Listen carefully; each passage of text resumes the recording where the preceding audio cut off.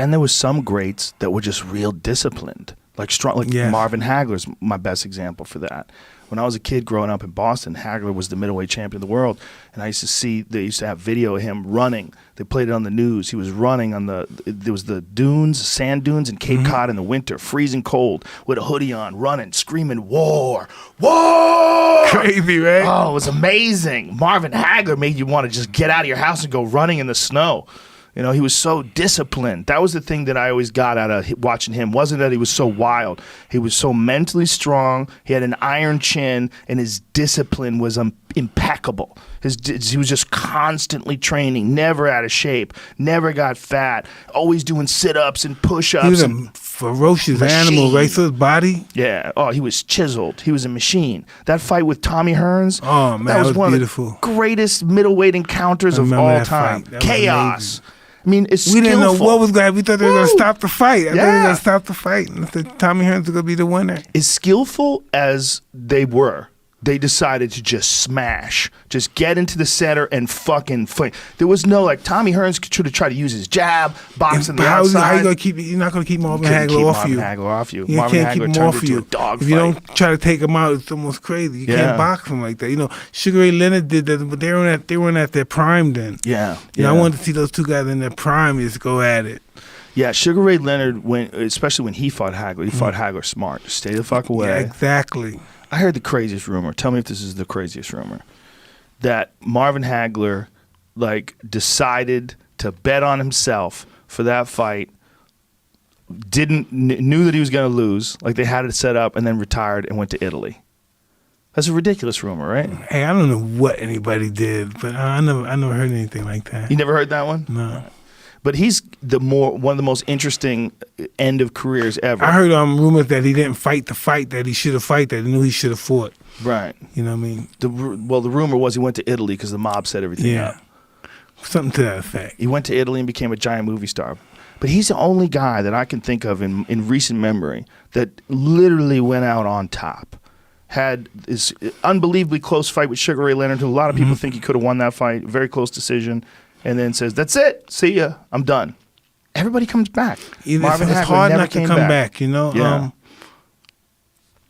I guess at one time, that's your whole life. I was thinking, I'm surprised I never came back, because that was just my whole life. That was my whole identity. Yeah. You know what I mean? And, but when you did retire, and when you retired in the ring, that was the most honest retirement speech I've ever heard a boxer give ever.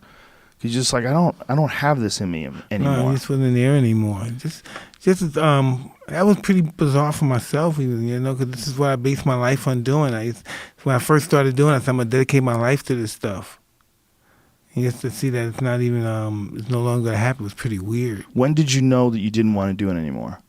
I've known years before that, but I was still being very successful. Yeah. Like when? You know? Like what year? Like, do you remember around when you started thinking it? I don't remember.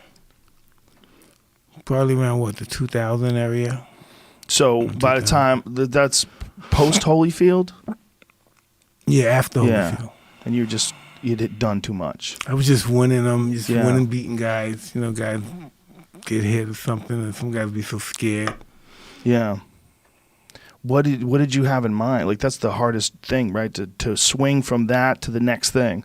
Like, how do you take this crazy, exciting life? I don't know. I just decided, listen, let me just get high for a while and figure this out. That was the plan? Yeah. Let me party for a while and figure this stuff out.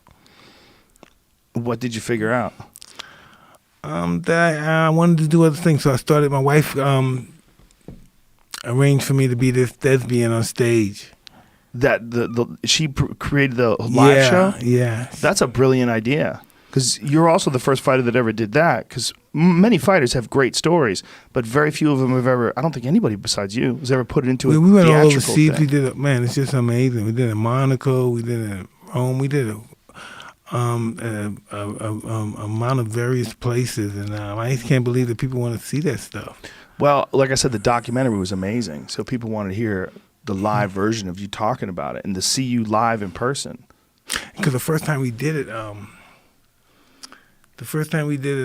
Broadway, that is, right? We were really not sure about how it was going to turn out. So we invited all of our friends, we had tickets and gave all to our friends and people we love, like neighbors, and we brought them to the show. And so when we started, they started laughing. Everybody started laughing. So I ran to my wife. I ran upstairs. I said, "Baby, what's going on? Is everything okay?" You know, I didn't want the show to be a comedy. It turned out to be a comedy. It was supposed to be a hard, gritty show about a tough guy that made it through his toughness. And it just came up about me just talking about myself, how much a smuck I am. You know what I mean? And they loved it. Well, I think that was part of it. It's because like everybody knew you were this tough guy, but they didn't know that you could be so self-deprecating and have so much fun with it all. You know, that's why people loved it. Cause yeah, honesty. they're doing the writing for my movie and stuff. I haven't seen it.